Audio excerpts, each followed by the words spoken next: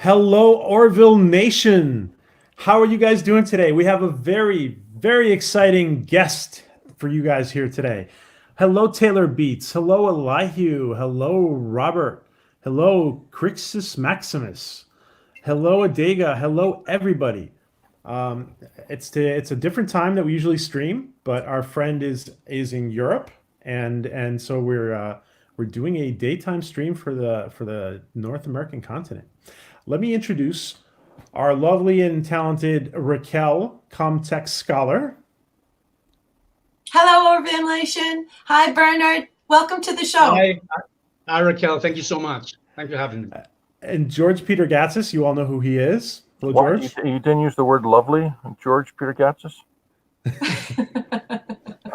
The lovely George I Peter might. Gatsis. Greetings, everybody. Greetings. And our very, very special guest today, he is known for his work in The Mandalorian, Betty in New York, The Last Ship, and many other projects that he has done. Bernard Bullen. Hello, Bernard. How are you? Thanks for joining us, man. Hello, guys. Hello, everyone. Orville Nation, everyone there. Raquel, George. I'm very, very happy to be here, and thank you for having me. And hello, everyone. Yeah, so we only have we only have Bernard for a little bit today, guys. But he was very accommodating, and it was on the fly. He's traveling, and he wanted to jump on for a little bit with us. So thank you, Bernard. What Yeah, for sure. Bernard? What got you? What got you into acting when you were a young guy? What got you into acting? Well, always, when you get that, and when you get asked that question, you go back in time, and then I realized that I was always like in school. I was always involved in the little plays here. I kind of want to like. I was a very good student, a very good boy, but I was like I was like mischievous a little bit. I would be center of attention, but then always involved in stuff, and then it just my main interest it was archaeology actually. I did history of art in uni Oh in wow. Madrid. Yeah, it's still one of my passions. All Greece and Rome and stuff. And then a theater company just came along the way, and then I got like struck, and then everything started like moving inside, and then I just kind of forgot that I was in my early 20s, very 21, I guess. And I started doing like commercials, like photographer. Hey, why don't you come to this agency? And I started doing like commercial modeling and stuff. But after like 3 years, I was like, "Hmm, this is not. There's something missing here." It was great because it got me like the experience to work in front of a camera, but it was like, and then I just said, I need something else in my life. I need something. So I went to acting school for 3 years, and then it all went from there. So I did study drama school. Yeah. Wow. And you were telling us before that you got picked up by a classic theater company, right? Yeah, that was I still now I I remember that period so much because it gave me all the grounding that I have now. I was picked up when I was in my first year of acting school by a professional theater, classical theater company, which is, I mean, when you talk about authors of the 17th century in Spain or Shakespeare or wherever, it's like big. It's a big thing, and that obviously I was still learning, but that made me have the the a, a lot The of experience. meaning, yeah, experience and Yeah. I think because I think theater is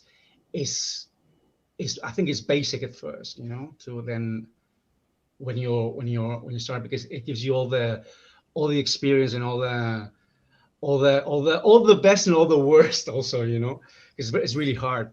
And then I just kept going, and then TV came along, and then film, But I was for 4 years doing theater with this theater company. Yeah. Wow. So let's dive in, Raquel. Go ahead, because we don't have Bernard for too long. Bernard, you are so interesting. I read your bio, and I think it's amazing that you were involved with archaeology. I also know that you studied fine art. So saying that, what was it like for you to meet Werner Herzog? Were you starstruck? How did you feel about that? Werner Herzog? Yeah, Well, I didn't get to meet him. Oh no! Yeah, that was No, a big question. you know, he Yeah. wasn't. Yeah, because we when I was filming for the Mandalorian, the 2 days and a half that I was filming, it was just our scenes. You know, those 2 days. There were 2 units, but it was just me, the lovely actress that played my wife, Alexandra, and the cutest boy ever, which is Aiden Bertola. Yeah, he's my boy now. You know what I mean. Yeah, but I didn't get to meet him. I would have loved, a huge fan. You know, when I realized all the actors who were involved in that show, I was like, yeah. Yeah. That's great. But, you know, who knows? Hopefully, I'll meet him. You know, one day. You know, That that'd would be amazing. really cool. Yeah. Yeah. Yeah. George? Bernard, in your experience, what has been the most challenging, technically the most challenging acting job that you've done? Well, there's been quite a few in my career. Has always been like challenges. That has been what has made my career challenges. You know, and I'm so blessed that. Well, if I think the Mandalorian has been in between the Mandalorian and Betty New York, both totally different projects and roles. But the Mandalorian was very challenging. The role of the Fowler, because to be 12, 16 hours running with a kid, you know, it's no joke. You know, you got to be physically prepared. They actually called me and they said, well, we want to ask you if you're ready to do this, because it's going to be challenging, physically challenging. And then apart from that, all the emotion that which was nonstop. It was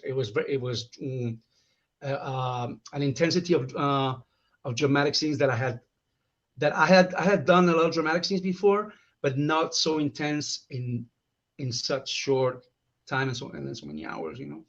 So you have to like save a lot of energy and to like. But I would say the Mandalorian, and then well, I'm gonna say another one, one that I did in Italy. I went to Italy in 2011 to film a TV show, not knowing Italian. I mean, I got the role because I sent a self-tape, and I'm Spanish. You know, Spanish and Italian is similar, but non uguale. It's not the same, you know. And I just learned it by heart. They helped me without knowing the language, and then I got booked, and I said, "Wow, what am I going to do now?" You know. Do you remember any lines in Italian that you can share?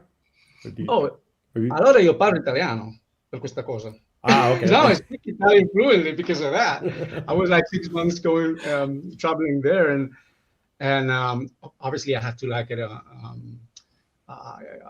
coach, an Italian teacher, before I went there. So I didn't turn to the set, even though my role was I was playing a Colombian thug, you know, obviously, and had an accent, but I had to know what was being said on set. No one spoke English; it was all in Italian, you know. So that was very challenging. I don't know if that answers your question. No, it does. Thank you. So Bernard, do you have, like, because of your role in the telenovela in Betty New York, do you have like a flock of crazy women behind you everywhere you go? Pretty much. I love them all. It's well, if I said no, that would be. But yes, I have a huge Fans, a lot of fan fans. base. Yeah, a lot of fans, female fans. Oh, but it was a role that also made a lot of uh, male audience send me beautiful messages saying how much they love the work and Really? how much they love the role. Yeah, and that was very. It wasn't only female.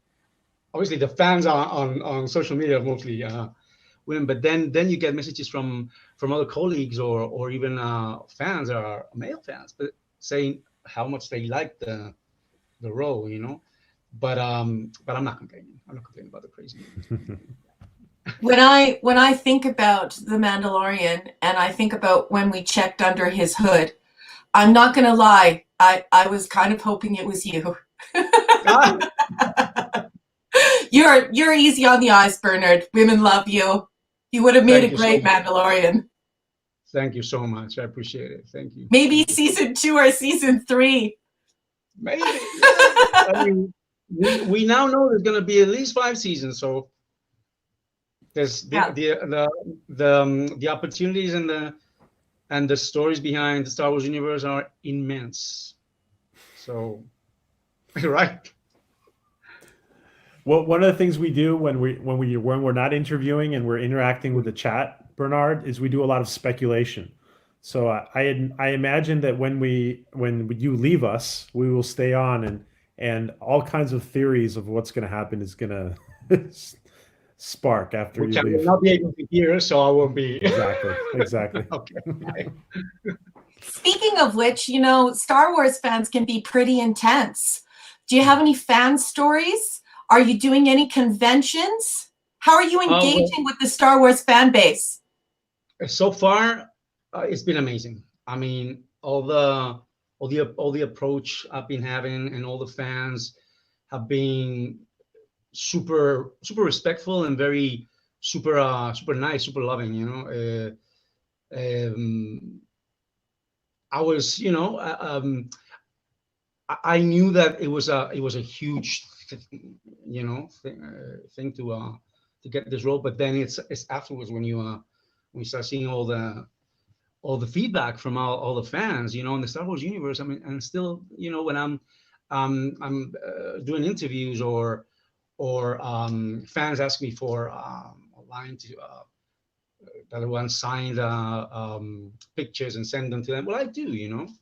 I know there's the conventions world, which I'm happy also to. I did one little signing when I was in LA. Actually, when the first episode aired, it was in a collectibles shop in it was in North Hollywood, and I said, well, I don't think anyone will show up, but yeah, like around 30 people showed up, and it was like, wow, and that was beautiful because they came already with the posters, with screenshots from the scene, and that was from episode 1 when the flashback wasn't even that big yet, because they milked it, which was very clever.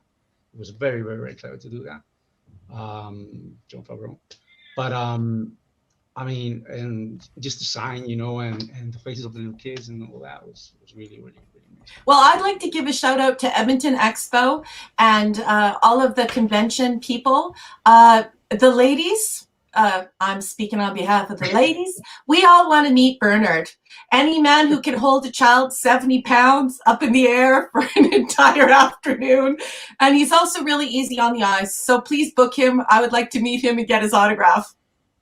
Well, I have nothing else to say. I don't have to add. Yes, Edmonton Expo, if you're listening, we will tag you later. All right. Go ahead. It was very easy to hold that Aiden Bertola, because even though he's 10 years old, he's little, he's like short, and he's not too heavy actually. Good. So after 16 hours he was, but Yeah. He was so cute and so professional. I was just like, wow, this little kid. Now, Bernard, you mentioned that Jon Favreau, the way they introduced you. I actually think it's brilliant the way they're introduced. You know, they've introduced you, and we're not going to speculate into season 2 or 3 or anything. But logically, for a character that might come back in flashbacks or other, I really enjoyed the way they slowly unveiled your character. I thought it was excellent. Yeah, and the way it was, I remember when I watched because you know when we filmed, and I'm not talking about myself. A lot of other actors that had even bigger roles, they didn't know how it was gonna be shown or edited, or it's total secret even for the actors, you know that there, and the way it was intertwined with the armor, all this the first two in the first two in episode 1 and 3, the bangs of you know of the hammer and the armor is what makes him have that flashback. It was so powerful, you know, and so intense and so and dramatic, and beautiful at the same time, you know. So yeah, and showing a little bit more each time, you know, till the end where I still actually I was because I was having this interview and show with you guys, so I watched the big flashback again when I was on the plane, and every single time I watch it, I just get emotional. I you know I do, because it's really beautifully done. Did the person next to you say, "Oh my God, that's the guy on the"? It was funny enough. The plane was half empty, so I had my 2 seats were empty. No one saw me, but if they did, I'm used to like people look at me when I'm crazy. I'm in the train or walking when I'm reading my lines loud, you know, as an actor. So Yeah. Now you're as an actor for the Mandalorian, you're still kind of flying under the radar, so people don't recognize you much, probably, right? For the no, Mandalorian, they they probably they recognize you for your other work. yeah, from the Betty has been in the U.S. When I was now and when it aired in Los Angeles. Yes, I was recognized, and then still now because it's airing on Netflix. So, but funny enough, I've been recognized in Madrid for the Mandalorian because people have downloaded it, you know. So and people that knew me, of course, I bumped into it like or messages and stuff. So yeah. Um, well, it's I don't think it's that big to be like hugely recognized. But if obviously if you're a huge Star Wars fan, you pick everything, you know. And also because there's not a lot of human faces on the show. You know, you don't see a lot of. That's true. That's a good point. So yeah. So actually, it was great to be seen. You know, not to have a mask or anything or. Yeah. Real quick before I let George ask a question. So how were you a big Star Wars fan? Were you a Star Wars fan? Always. I mean, since I was a kid. That's why I still when I talk about this, I pinch myself. I still have to. Was it me really there? Star Wars, The Mandalorian. I still have all the toys from Empire Strikes Back and Return of the Jedi. I haven't thrown them away. Like I have Jabba the Hutt. I have you name it, I have it. The spaceships, everything. Obviously, the 2 first films got me a little bit young, but the one I was like crazy about was the Return of the Jedi. That was my generation, you know, and obviously all the others. So yes, huge Star Wars fan. I was about who isn't? Who isn't a Star Wars fan? For God's sakes. Let me before I forget, Ryan, who's one of our panelists, who's not going to be able to make it, he wanted to ask you who directed your scenes? Was it Favreau? Taika. Taika. Oh, okay. Yeah, Taika Waititi. Yeah, which was incredible. I know John was filming scenes. Actually, I saw. I think it was the first or the second day of filming. I saw him. He was wandering around. He wasn't there every day, but I know he was like there, depending on Involved. which scene. Yes, Yeah. he was looking at. And I didn't. I remember I was walking to the from or to the to the catering and I just said, he said, hi. I didn't even recognize him at first. I didn't even know who. I was like, afterwards, I was like, I think it was the day after. I was so in the bubble, Yeah. I was like, oh my God, that was Jon Favreau, But it was Taika Waititi, yeah, and it was incredible.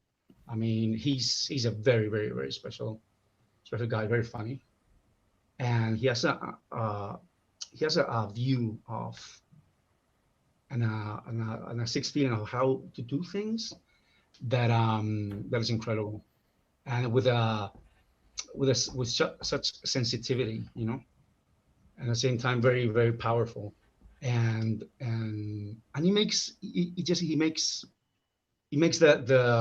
the vibe so everything so warm and so easy and so cool. So I was really happy about all the successes happening with Jojo Rabbit and all that.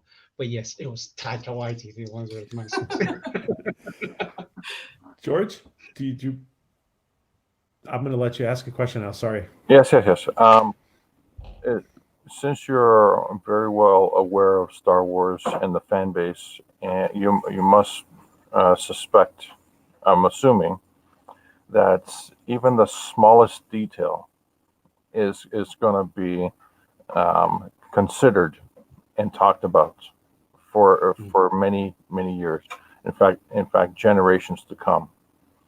Are you prepared to be that one little detail that people will call out to in a trivia pursuit, in even as a little fact that people will say it proudly? Hey, I can tell you the name of the Mandalorian's father.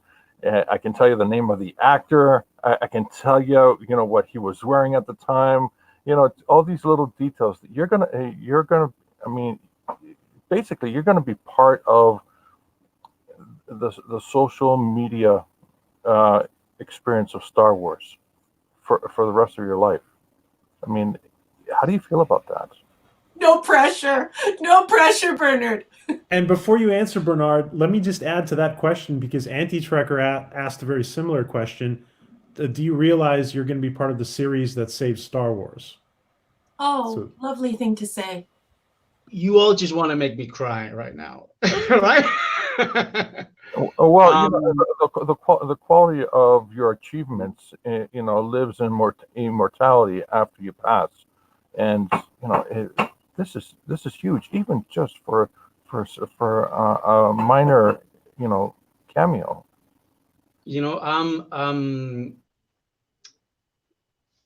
I would say I know when people say it to me, or now that you said it that way, and I realize, but I can't be thinking about that, also because it can, you can't just have your head on that, Mess with your head.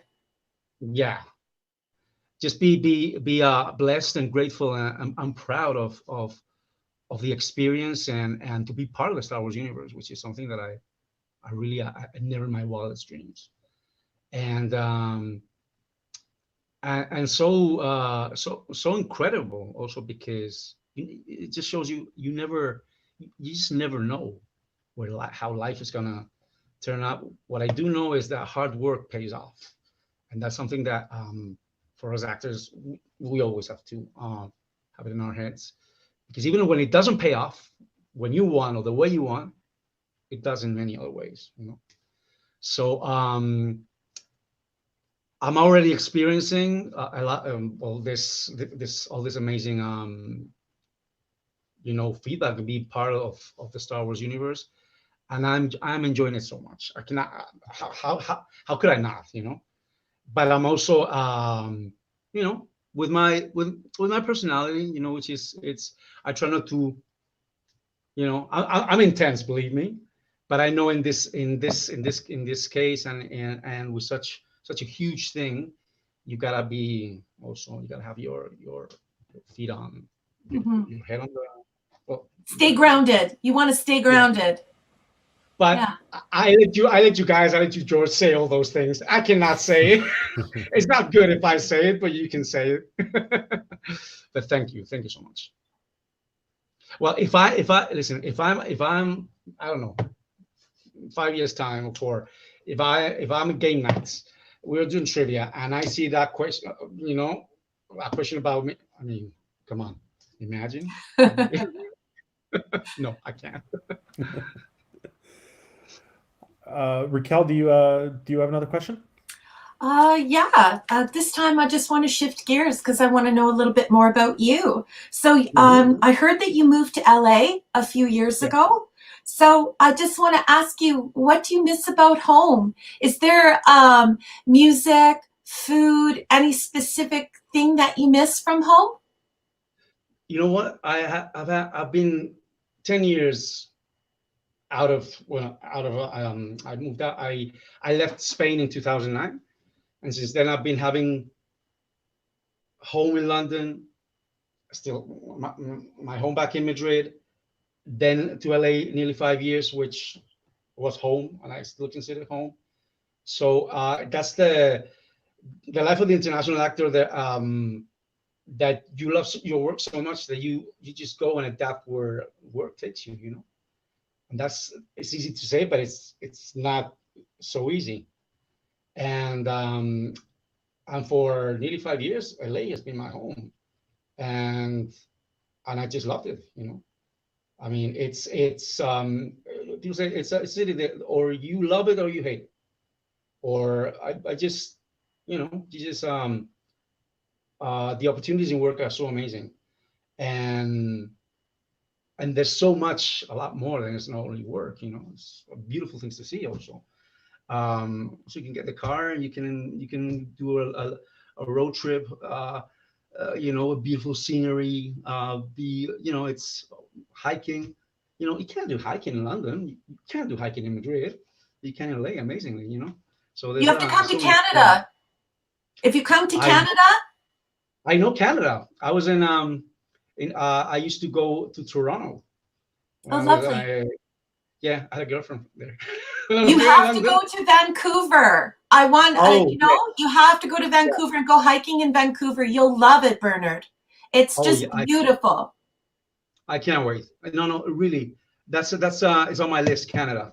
I really want to go back to Canada and also explore a lot more from the US, But now that I'm also like trying to be a bit more in Europe also.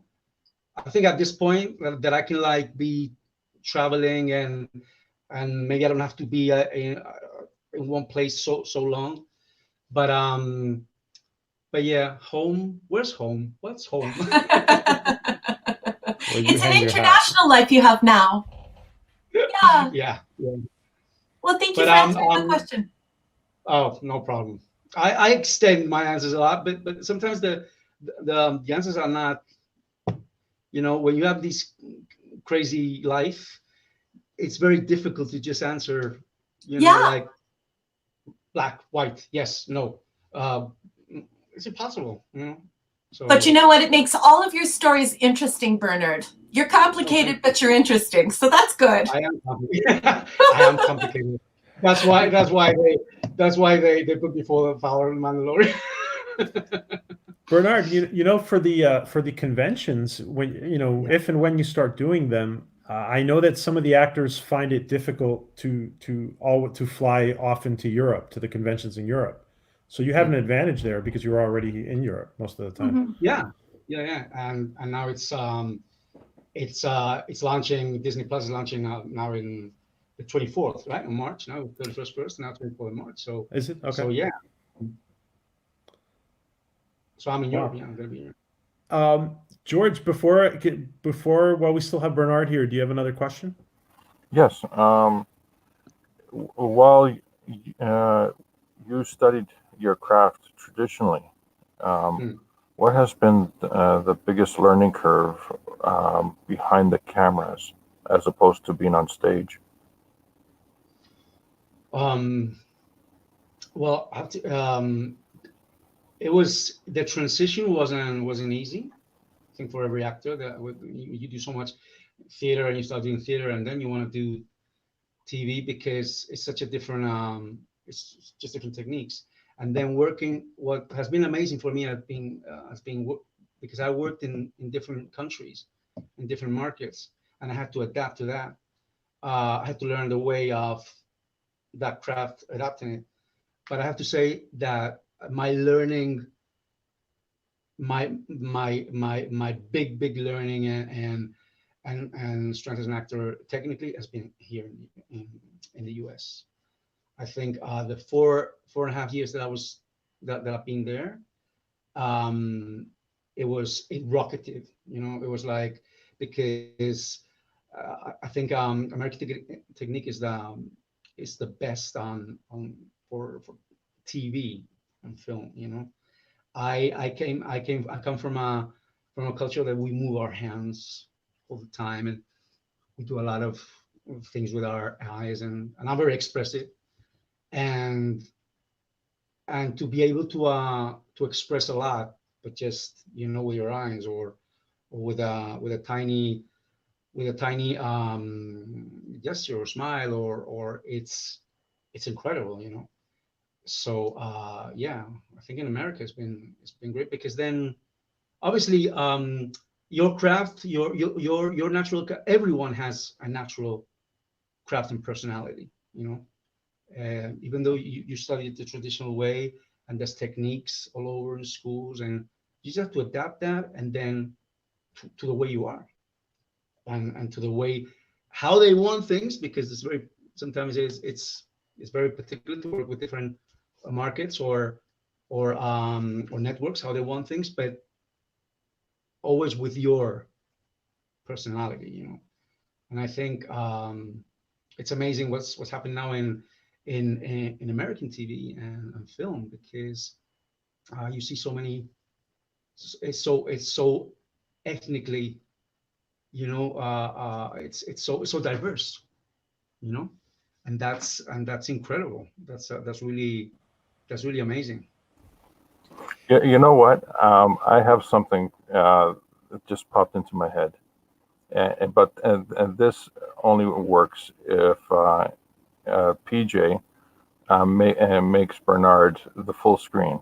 Bernard, is it possible to say to the screen, "Hi, I'm Bernard Bullen from the Mandalorian, and you're watching Orville Nation," but give it to us expressively. I mean, do it with the passion that they're trying to hold back on you. Let's show us what the cameras have been preventing us from seeing, the potential. That's the thing that they haven't, because they're always. But okay. Hey guys, this is Bernard Bullen. I'm the father of the Mandalorian, Din Djarin's father, and here I am to stay. Aquí estoy. And hello to everyone that's watching, of course. That's great. Thank you, Bernard. That's wonderful. That's wonderful. I understand what you're saying about being so expressive, moving your hands. It's the culture that you come from. And half the language is in the movement. Yeah, because, and you want to say, because then I was born in Madrid, but my father's British. Now I'm talking British, and then when I talk British, it's like it's different, But now, because you guys are American, the accent like kind of changes. That's funny. It's funny. Yeah, I can talk with like different accents on the same conversation, and it's like I've managed to kind of control it, but if I don't have to, I just whichever accent comes on. Bernard, I have to ask you this question because we're a general sci-fi channel, but we're focused on the Orville, on Seth MacFarlane's The Orville. Have you watched it at all? No, I haven't had a chance. Now when we were talking yesterday, I was doing my homework and I was, but I have to, yeah. I love sci-fi. I love horror. I love there's so Do you like much. Star Trek? Yes. I watched the old Star Trek, and I haven't been watching the latest, but I'm always like, yeah. I mean, it's another one that I always liked, and also you could be a huge fan of Star Wars and also be a huge fan of Star Trek. It's because it's a totally different. It's so different at the same time, so amazing. Characters and yeah. Raquel, do you want to ask him the last question? Because I know he has to go. I know Bernard. Sure. Do you have any crazy stories from filming? Anything weird that happened on set? Anything that just stands out to you where you were like, wow? Oh. Okay. Well, one thing that was really crazy, going back to when I booked this gig in Italy. I remember as a Colombian drug lord and without knowing any Italian and everything, I remember that we filmed in Sicily in next to the sea, and what I didn't know is that my first scene, as soon as I landed, was gonna be a rape scene that I had to do with the star of the show, the lead actress, and I was like, because I change the scripts and I thought that scene was gonna come like later on when I could be more days in Italy and be more relaxed, but no, it was my Christians, how do you say it? Yes, in Italy. yes. And that was kind of crazy because it was a very, very difficult scene, all choreographed. The actors were very petite, very thin. At that time, I was like super, like more muscled, and I was speaking in Spanish. I remember, and they changed the lines to Italian, so I had to like. It all worked out. The scene is there, but that was crazy. And Trial by fire. One last one, which has been in the Mandalorian. I don't know if it's crazy, but it was very beautiful for me. With all the drama and all the intensity that I had in while filming, I was trying to keep it cool, because if I thought too much about where I was like, whoa, And then when we filmed the last scene, which on the flashback is when one of the takes where we put the kid in the bunker, and Taika said, "Okay, perfect, cut." Then, I would like I kind of breathed, and then I looked around, and I saw all the dolls of people dead, and the extras and all that, incredible. But then I saw the typical Star Wars door, which does zzz, with a little. It's something stupid, but it's like only to see that that little zzz, and the door how it opened when I just like I broke up. I started to cry like. They even came to me like, "Are you okay? Are you all right? Does your back hurt? Because they were like thinking that I was still like hurting from my back from holding the child. No, it's just I'm so happy. It was. I always say that in interviews because it was just that moment that that we all hear from the doors from the that you don't listen to that sound or see a door like in any other. It's Star Wars, Yes. So it was surreal for you. You couldn't believe that this was happening to you. Yeah, it was surreal. And that cloak, man. I mean, that beautiful red cloak. I mean, I would die to have it again. Yeah.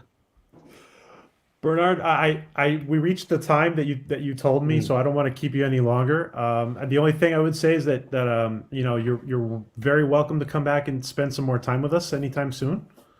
Oh yes, totally, totally. Please, yeah. I mean, I'd love to. It's been, I was a little bit nervous, because we all, although actors, we seem to be very, Very we're not, outgoing, right?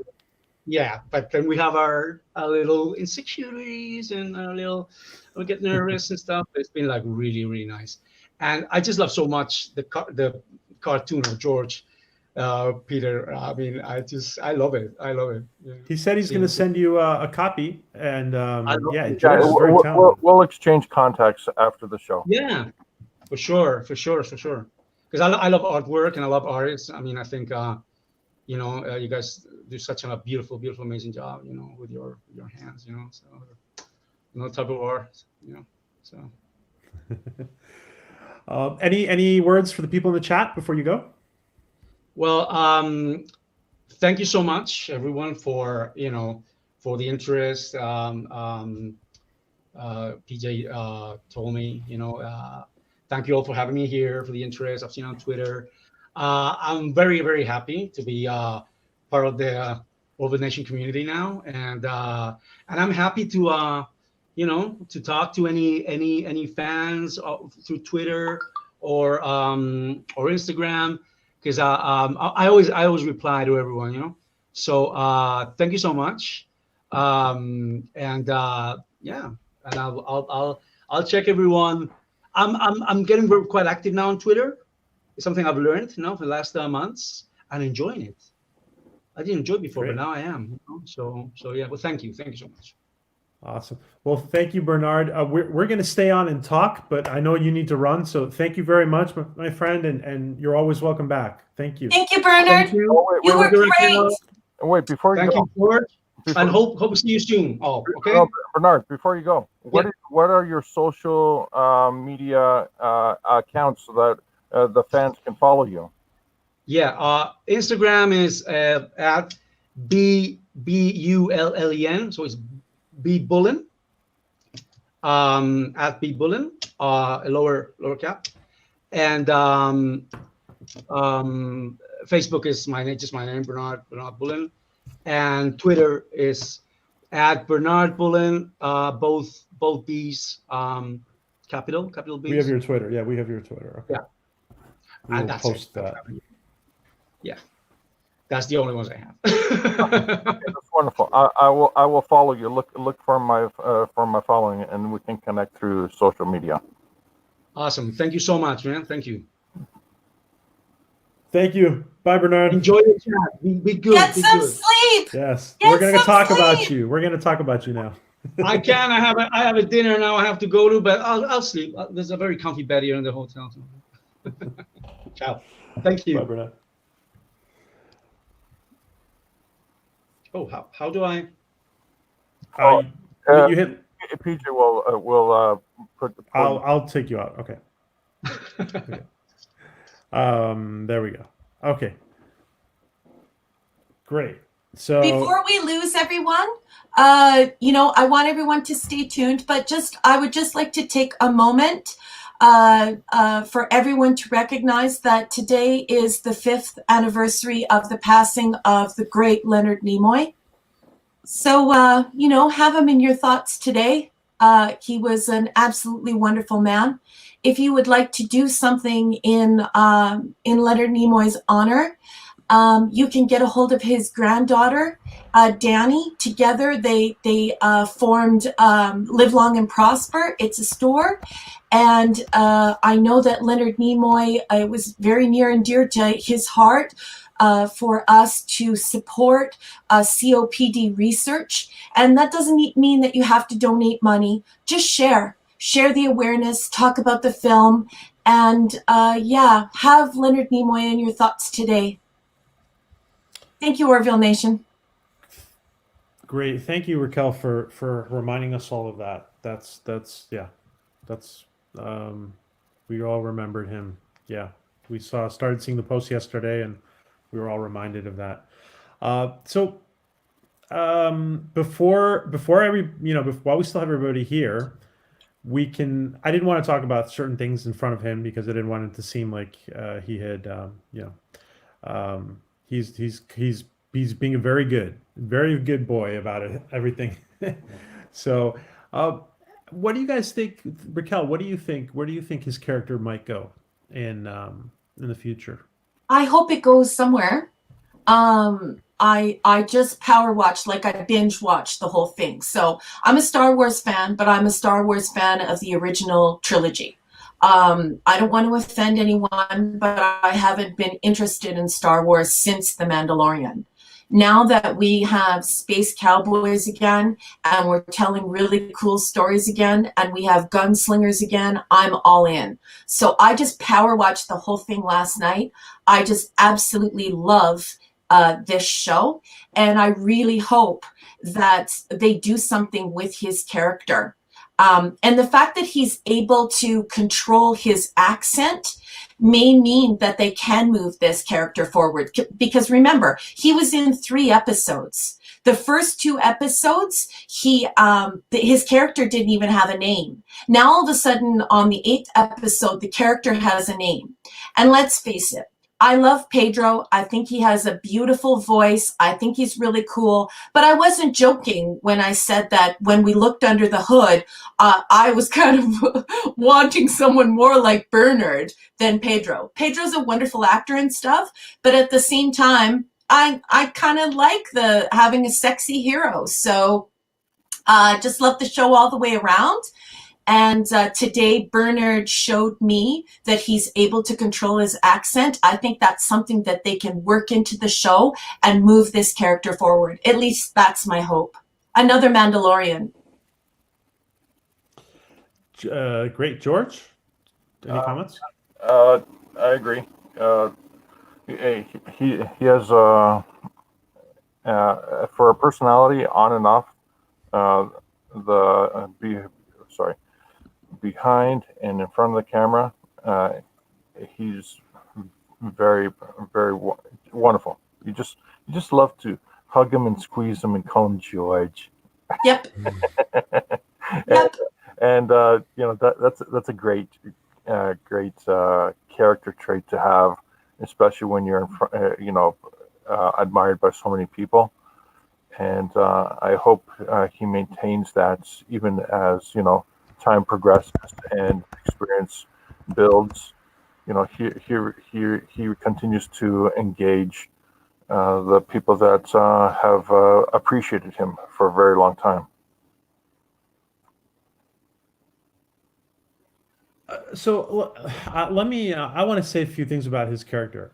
To me, it's evident the way they're doing, the way that the Mandalorian's past is so important to the character of the Mandalorian, to Pedro Pascal's character. I think it's evident to me that Bernard's character is going to be developed. The mother and the father of the Mandalorian. It's pretty obvious to me. Yeah. Obviously, he can't tell us anything. He doesn't even recognize that he's going to reprise the role again. So that, according to what he told us. So, but it's for me, it's pretty obvious, and I think that they're going to slowly reveal more and more. And not only can he come back in flashbacks, but it's implied that he may have passed away of some sorts, but who knows? Maybe the Mandalorian is rescuing his dad at some point, and Bernard is playing an older version of himself, perhaps. Mm-hmm. Yeah, I think that too. In storytelling, you have retrospective exposition, you have these flashbacks, you can have these stories being told about different adventures, and these snippets that help us to understand the life of the Mandalorian, helps us understand how Pedro got to here. And we see that, there's this great story evolving about what happened to him as a child. And then, of course, we see the child. And, I don't want to speculate on who the child is because no one said. This could be a race of people.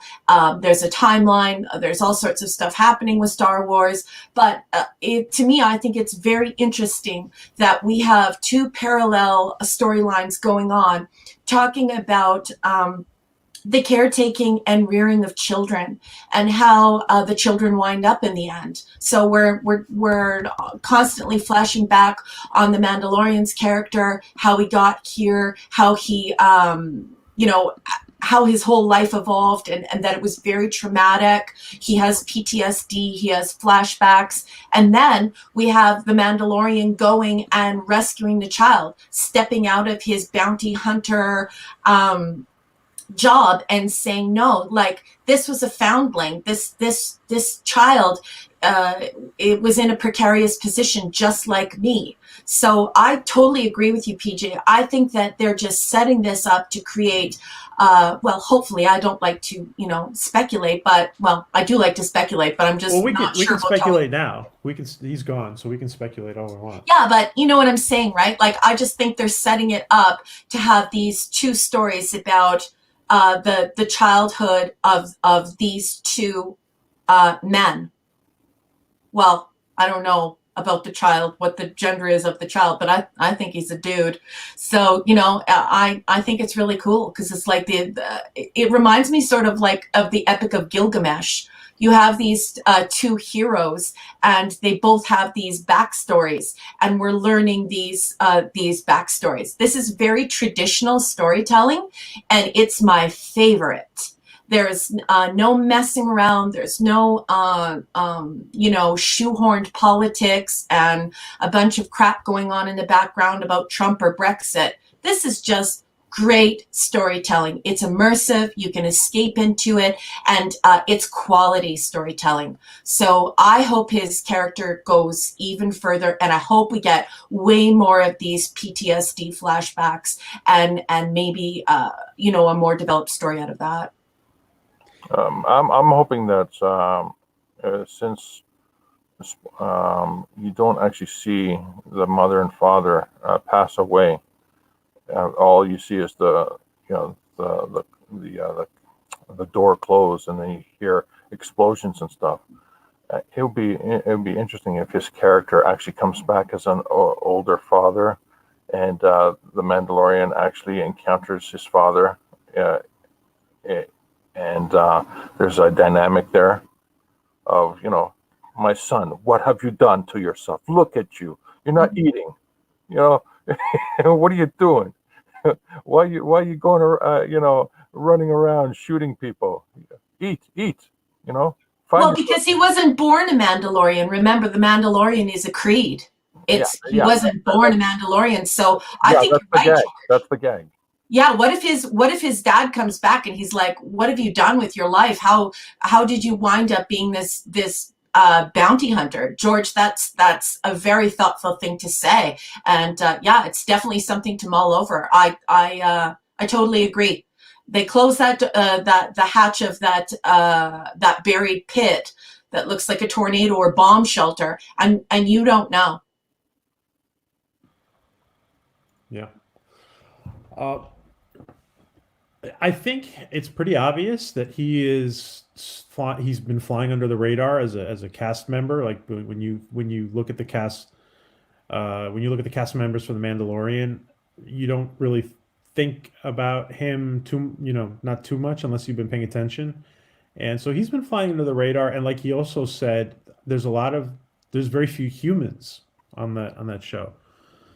So once they develop his character, I think he's really going to stand out. You better get ready to go to conventions. Yeah, I think so too. Now, George, no, I'm sorry. The Mandalorian, I think, is coming out in the fall, right? Yes. And so we have about just as much weight as we do for the Orville for the Mandalorian. Did you think that 10 episodes was a short season for the Mandalorian? Not really. I think a smaller number of episodes, so they can get their feet wet, so they can actually set up the locations and prepare the visual effects. It is actually technically the right thing to do. And the next season, I'm assuming it will be much bigger, because they have the luxury of time to build up more sets, build up more assets, build up more unique characters, because Industrial Light and Magic has a huge library of content, and they can easily pull this library and put it into action right away. But when you're looking at something unique like The Mandalorian, where they're creating new assets constantly, because we haven't seen a lot of this stuff on screen, it makes sense to slowly build out your production, and that's I think the reason why you see a lot of the 10 episodes is in a desert environment. And if you really look at it, if you really pay attention, a lot of the backgrounds, a lot of the locations are easily swapped out, because just for that reason. So for me, I wish that the episodes were longer. But I don't know if that's just because I want this to be a movie, or if it's just because I think the storytelling is so great. However, I'm going to agree with George here, because when I look at the artistic renderings that are on offer at the intro and the extra of the show, you're seeing someone who is busy and caring with the intricacies of craft. This is not a slapdash BS production.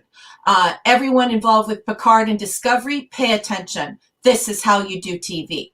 This could, just explode. Like, this brought back a Star Wars fan, a mega Star Wars fan. I mean, I lined up for Star Wars in 77, 80, and 1983. And I'm back on board, and I've been flying silent this whole time. But yeah, I agree with George. There is a very loving hand at work here, or many hands, I should say, and there's a lot of detail here, and they're world building, and this is gorgeous. I mean, this reminds me of the original Star Trek when you see those artistic renderings, and it also reminds me of the Lord of the Rings. I'm not happy to be done with the credits. I'm actually hoping that the intros and the extras unfurl even more of these gorgeous artistic renderings. So it's just, yeah, I agree with George, and sky's the limit. But to tell you the truth, I'm still reeling from the fact that I now like Star Wars again. Who would have thought? Jon Favreau, love you, man. That's a good feeling after some disappointment for many of the Star Wars fans. Yeah. Yeah, I think so. I think a lot of people are super excited, and the thing that I'm really liking what I see online is instead of dividing the fandom, it's like this reinvigoration process where everyone feels so inspired and happy, like they're glad this is happening. So I also like the transformation in the fandom. I mean, Mandalorian, woohoo, right? Yeah. Oh, no, number one sci-fi corrected me. Sorry. Yeah, it's 8 episodes. Thanks. I was getting confused with Picard. Thanks, number one sci-fi. I didn't want to correct you on air. Sorry about that. Oh, please, you go ahead and correct me. Otherwise, who will? Let me just say hi to Sporking. Hey, Sporking. What's going on, buddy? I want to introduce you to Raquel, and I don't know if you know Raquel. But no. Hi, Raquel. How you doing? I'm pretty good. How about you? One of those days. I'm sanding and painting at home right now because I took the day off, which is never a day off, listening to you guys. So, thank you for giving me something to listen to while I'm doing that. Yeah, thanks for joining us. And George, obviously. Yeah, George, how are you? Greetings again. What did you think of we only had him for a little bit, Scotty? What was your impression? liked his enthusiasm. You felt like you could believe what he was saying. I have to say, I like The Mandalorian. I am not the biggest lover of The Mandalorian. I do like it. But I have to say his scene was one of those scenes as a dad that got me. Like him looking at his child, knowing this is probably the last time I'm going to ever see you. Like his expression was all I needed in acting. Like it gives me chills thinking about it. He really did an excellent job conveying the idea of I'm never going to see my child again, but I have to do this, to protect this kid. It was a great moment. And I agree with you guys when you're saying that he could easily become a recurring role because you can have moments where the child, I can't stand that thing, but the child and, the teachings, the Mandalorian teaching the child and then flash back to maybe before he was saved by the Mandalorians, his father teaching him stuff, and maybe those intertwining in those storyline, or he could still be alive. We haven't seen a body. You just brought up something interesting. The minimal moments that he was on camera and portraying such a deep emotion in just that short amount of time reminds me of the time when Chris Hemsworth played Captain Kirk's father. Exactly. In that short amount of time, and he's sitting at the chair and talking to his wife. Yep. And just like you literally felt the heart-wrenching moment. It was so well acted. Right. Like those moments where I'm not going to be able to see this child grow to be a man. Like, I'm sorry, those always get me. I lost my dad at a young age. So anytime an actor can actually portray that correctly, I'm all in on that actor. Like I'm ready to see more of it. And Hemsworth, like that was early on in the career with Hemsworth. I don't think he was Thor yet, correct? No, that was like the year or two before at least, right? No. I think Star Trek came after Thor, but it did. Yeah. But he still wasn't a huge actor. No, but the way he oh man, he brought kills me every time. Yeah, it's such a powerful moment. Knowing that his son, he gets to help the naming of his child and knowing this is the end of me. What would this child become? I always find that to be a great motivation in the character that is, survives, but also that moment where a parent realizes that their life is not as important as their child's. It's always touching. It's always very touching. Yeah. I'm not crying. Shut up, everyone. It's dusty in here. Yeah, me neither. Scotty, no, it's true. Like Scott, when we live in a digital world, and so a lot of us have grown accustomed to these shoot 'em ups and these faraway wars and this faraway artillery, and we don't see what happens, and just the intimacy of that moment. It just draws the entire concept so close to home that this has happened in our own society. This isn't just fiction. It's also fact. And when you get in the throes of something so violent and so terrifying, you choose your children first every time. Right. And so that's what I was saying earlier. Like this is good storytelling. This is the kind of storytelling that appeals to me. Correct. And it could have been a mother and daughter, mother and son, father and daughter. It didn't matter it doesn't matter. And it's just, when you see that bond and the, what George Martin says, he writes about the heart and conflict. So you learn what motivates this character. He was a straight up bounty hunter until there was a child just like himself. Like you were just saying before I got on, a child, a foundling, just like himself, needing to be rescued right at that moment of death where, he's about to, the same exact thing, about to be killed by a non-human entity, by a robot. Yeah. And somebody has to save him. And it turned out it had to be him to save the child, which he shouldn't have. He should have just let it go, but whatever. I'm fine with that. Whatever.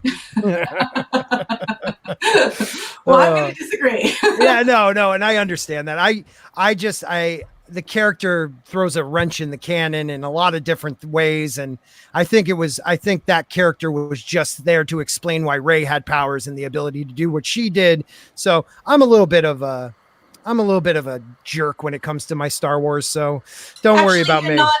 You're not a jerk, because I have been watching Star Trek for 40 years, a little over 40 years. I'm a lot older than I look. Yes. And you 40 years. Come on. Yeah. Okay. I have a 28-year-old daughter. Oh, so wow. Anyway, what I'm trying to say is that I feel, and it's controversial to say, and I don't want to start a war with anyone, so everybody put your guns down.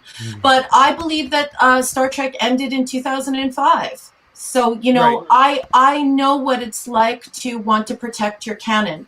And so for me, growing up watching TOS, that is the Bible for me. So although you and I don't agree, Scott, I respect respect what you're saying, because you're invested in so much of this canon. Where I was just a kid in 1977 who got in line and watched the first movie, then in 80 the second movie, then in 83 the third movie, and then I tapped out. I was like, okay. Yeah, see, I kind of follow where you are. I was, I think 6 years old or 7 when Return of the Jedi came out. So I got to see that in the movie theater, and it changed my life with movies. So even though I'm not a prequel hater, but I'm not also a prequel defender. I take it as it is because George Lucas created it, and he is the father of it all. Yeah. There's a lot of mistakes with it, but there's a lot of, there's some good parts with it. What happened to this sequel trilogy is just something I don't agree with. And on the other hand, because I respect Orville Nation, I am the type that will battle with anyone. But because I respect Orville, I will not on his channel, because, Orville does something great here. Orville can bring anyone from any fandom on who has disagreements on what they like about something, and we can actually have a really respectful debate. And I like that. I just called him. I wrote it before. He's the Johnny Carson of the fandom. I totally agree.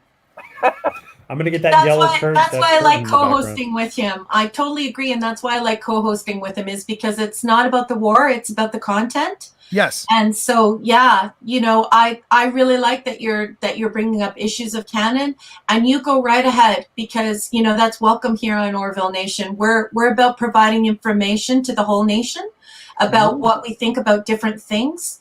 And everything that you have to add here is just as important as everyone else. Well, thank you. And also, if it wasn't for Orville, I probably would never have watched Orville, the show Orville.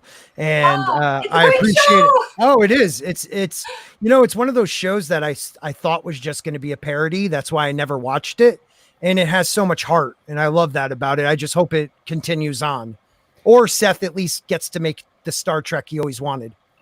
Well, that's a great segue, because we were talking about the timing of the show and the opportunities for authorial content and transitions and things like that. And PJ was saying, how do you guys feel about the timing? Have there been enough episodes and the measure of the episodes and so on and so forth? We sort of digressed there. And I think that's a perfect segue, because I think that's actually what's going to happen with Orville Nation. Or Orville, I mean. We're going to have an opportunity to have a longer, more serious, well-wrought show now that we've moved to Hulu. So perfect segue, Scott. Ding, ding, ding. You're welcome. Let me ask you guys a follow-up, because, and I think Scotty and I talked about this once. Does it feel, especially because episode 2 is so short, and Raquel, you just watched it yesterday, does it feel like maybe this was first intended to be a movie and they chopped it up? I didn't want to put Bernard on the spot with this question. We have talked about this on one of the streams we were on together. There was supposed to be a Boba Fett movie based on what happened to him pre-Return of the Jedi, his life. And I do believe they took that concept. And if you take this season and chop it into 3 sections, 1, 2, 3, 4, 5, 6, 7, 8, or yeah, it's only 7 and 8, but Yeah. you kind of just do it that way. You can have like a long movie. It's the beginning, the middle, and the ending of a movie. The problem with that, and what I do have with this show, is it wants to come off as episodic, but it wasn't written that way. It was written as a movie. So there sometimes you end one and then the next you're in a battle with some guy, chasing him down, and you're like, well, how did he get here? Like it didn't flow. There wasn't sometimes a connective tissue that I wanted in such a series. It's not Seinfeld. It's not a show about nothing. There should be something that is intertwined in it, but yet you could still do like kind of more like an SVU or a Criminal Minds, where there's some crazy guy in the background that keeps the thread together, but each episode can be a different thing. I think they fell short of that.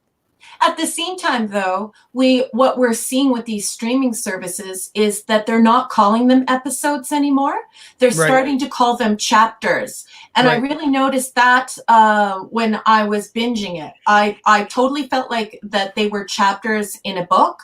Mhm. And I'm growing more accustomed to that. I just finished watching the chilling stories or the chilling tales of Sabrina, which is kind of more of an adult version of the comic from Sabrina the Teenage Witch. Right. I've watched, I kind of slowed down into the second season, but yeah. Yeah, but I'm starting to see that this is a pattern in the industry as well. So I think that although I agree with you and PJ that I would have liked to have had a film, and that that's the ultimate goal, because I think this is great content. At the end of the day, I think that there are mechanical structures in the background that are variables that sometimes the viewer doesn't consider. And that is this sort of, let's feel out the fans. Let's move this product forward. Let's do chapters. Let's allow them to binge it, and we'll see how far it can go. So Yeah. I think that might be a part of it. And I think it's because of this change in diction. I think it's really odd that now all of a sudden they're starting to call these things chapters. So when we see this style of writing, like in Sabrina, and when we see this style of writing, like in The Mandalorian, they are chapters. So I'm sort of wondering what's going on in the business behind the scenes that might have less to do with how you write a story and how it's going to be marketed, and more kind of like, can this float? Right. Can we make money off of this? Do people prefer to binge something rather than go see a film? How's that going to affect the budget? How's that going to affect world building? So I don't know. There's something changing in the way that they're developing and producing this stuff. Yeah. They're going back to the old school stuff. Wise Guy, Babylon 5, Murder One. All these TV shows were designed and created as books, chapters, and all that stuff was long developed in the 70s, 80s, and 90s, and then it got thrown away. TV forgot about it. We started getting CSI and every flavor of doctor and police show out there, but there was no unifying overall arc that would actually hold together season 1 to season 2 and season 3. All you've seen is just a day in the life of these characters, and they're moving on to another event, another story. Here, George. Yeah, I totally agree, sir. Yeah, I could see that. I definitely agree with that too. And I think this show has a lot of potential. It didn't heal the fandom of Star Wars, but it did give some people hope. I think they need a lot of work though, and I'm hoping behind the scenes there's not much pulling one way and the other. I hope they just let Dave Filoni and Jon Favreau do what they want to do, because they have that ability. I also hope that spending $12 to $15 million an episode, we can get a little bit better. It's not even the CGI, it's the acting. There were a couple people in the show, like, I love Bill Burr, but I felt like he was a guy from Boston. I want to feel more alien life out there. Yeah, I did. And I forget her name, but she was the mechanic in Tatooine. You know, I didn't feel like she belonged there, but well, that'll work itself out, you know. And this picture right here, that's it right there. I mean, he is looking at his kid for the last time. I don't even remember if the mom looks at the kid like that. Like he is holding on, like doesn't want to let go. Like, oh man, that hit me. I got to say that was the moment where I was like, no matter what I feel about this show, that was the best, to me, the best scene in the show. They have to do something with Bernard. Yeah, If they don't do something with Bernard, they will have wasted an opportunity, because we are so, well, I'm just going to speak for myself and a lot of my followers. You know, people are exhausted from all of the identity politics and the gender wars and the sexuality wars. And it, you know, even if they're totally supportive, because, you know, I'm totally supportive, but at the same time, I can't live in 360-degree politics. Right. And so the fact that we can go back and have, go back in time and have a proper story told modern day, that engages your heart and your mind and allows you to go somewhere else and to feel wonderful things about people. Right. I think that that is so important, and we need more of it. I don't want more of the other stuff. I'm sick of the other stuff. I've had it up to here with the other stuff. No more Trump and Brexit and political agendas. Just tell me a good story. Exactly. We have enough of that in the real world. We do. We want to go into our fantasy, into our sci-fi, into any form of that type of media, and we want to escape. And it's been for the last 4 to 5 years. We can't even escape it there. So allow me to watch the heart and conflict, watch the hero's journey, watch a story about a father, son, mother, whatever that combination is. Let me see the hero again, because that gives people hope. I know it might seem like a little drop in the water, but it, you know, a child can watch these shows. And if you're watching so much, I'm sorry, I am usually my, you know, gender and skin color is usually the evil guy in all these types of movies. And I'm just going to say that it's not fair to the children that are growing up that are, you know, male, white, straight. It's not fair to them. Get out of that. Like, that is meant for something else. That is not meant for Star Wars. It's not meant for Star Trek. Those are stories about hope. Those are stories about that good will overcome evil, and that, you know, family outweighs anything you've done before. I mean, Luke Skywalker throwing down his lightsaber and saying, "I'm a Jedi like my father was before me." I mean, that is still one of the greatest moments in sci-fi fantasy. Scotty, I thought you were going to say when he threw his lightsaber into the over the cliff. That was one of the worst moments in sci-fi history. You just pointed out the greatest contrast when he throws down his lightsaber in Return of the Jedi, and when he throws it away in Episode 8. I mean, tell me there isn't two polar opposite moments of Luke Skywalker throwing down a lightsaber like that. Ryan Johnson. Ryan Johnson. Yeah, you're absolutely right. There isn't two polarizing moments. There's only one moment. Disney Star Wars is just fan fiction. Yeah, it's not. Can we even call it fan fiction? I mean, really, it wasn't for the fans. It was for a demographic they were reaching for, and they never really got.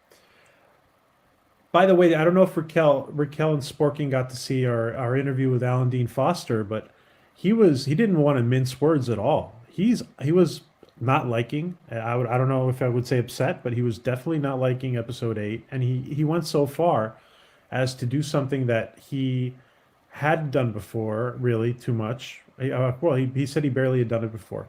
He started to work on a treatment script for Episode 9 without being asked to do so. And for him, that was a big thing. Well, first of all, what a killer interview to get. First off, I mean, that was awesome. Just to remind, Alan Dean Foster was the person who wrote the Star Wars. He wrote Star Wars. Yeah. He wrote it. He also wrote George. You know, George gave him the ideas. He made it sound better. Yeah, and he also wrote the story for Star Trek: The Motion Picture, which was very, very was a very Gene Roddenberry-ish movie. Yeah. Any last comments, guys? Because I'm gonna have to. I hate to cut everybody off, but I'm gonna have to go I your just dad wanted for a to while. say back to Scott that I Mhm. was actually pretty happy. I come from a multicultural background and I have a multicultural family as well. Mm-hmm. And I would just like to say that I thought that the show was naturally diverse. So that made me feel, it just made me feel like instead of pointing people out as though they're only avatars or representations, we Yes. actually got to see what it's like in real life to just look at another person and love them because they're a human being. Yeah, and I agree with you. I my favorite part was that they never took his helmet off in front of another human being for the reasoning of, you know, he could have been anyone. You know, Yeah. and I kind of like that. So I agree with you on that. I want more of that. Yeah, me too. I want And more I love natural. that, and I love that you were called to the internet, not because you were upset because somebody was being vilified, and not because you wanted to stand up for your politics, and not because you felt that somebody was violating you as a person. You came to the internet today, and you came to Orville Nation today because you felt compassionate and you felt engaged as a father. And you Yeah. know what? We need hope again, people. We need to come together again, people. We need to love each other again, people. So I'm inspired by the fact that what brought you to the internet today was a show that has returned to traditional storytelling and allowed us to fill in the lines. Here, here, here, here. Yeah, it was definitely one of those moments where watching you guys talk to him, I went back to that happy moment. And it was happy. It was sad and happy at the same time. But it was a moment that touched me, touched my heart in a way that Star Wars hasn't done since the early 80s. Yeah. And my last word is the letter Z. Let me say, guys, let me just say before we finish up here that Fatal J wants me to tell Sporking that he wants to be like you, Sporking, when he grows up. Yeah, tell Fatal J that we're supposed to do a live stream at some point together. Let's get this on, man. I know, Fatal. It's hard to get in touch with you, man. I'm just kidding. But I would love to make sure I come back, though. Orville, you always invite me, so thank you for that. And both of you, you know, I enjoy guests that I can have an intelligent conversation with, that have their views, but say it in a way that's respectful. We need more of that in the fandom, and I really appreciate you guys having me on. thank you. It was for your great to meet kind you, words. Scott. Thank you. Thank you. Thank you so much, Raquel, for being the most awesome co-host. You and Katie. Katie could not make it. And George, thank you for being an awesome partner. A sidekick to the co-host. Sidekick for the co-host. The best. George, I want to hug him and squeeze him. Yeah. Hey, George, even the sidekick gets a cool costume. That's true. That's right. Don't forget the sidekicks. And Scotty, thanks for jumping on so much. We always loved, we always love talking, and hopefully, the four of us will get back together again real soon. I would love it, man. Thank you for inviting me. Okay. Thank you Thanks, for joining guys. us, everybody in Orville Nation. We love you guys. This show is about you, not us. So thank you for coming here and talking with us and letting us be a part of your world, coming into your homes, coming into your phones. Thank you, Raquel. Thank you, Dave G. Sound, Jaworski, Fatal J, Adega, Dave Padawan. There's a lot of people in here. Vile Mike, Christius, everybody who's been in here, guys. Thank you so much. You guys have an awesome day. Remember Leonard Nimoy.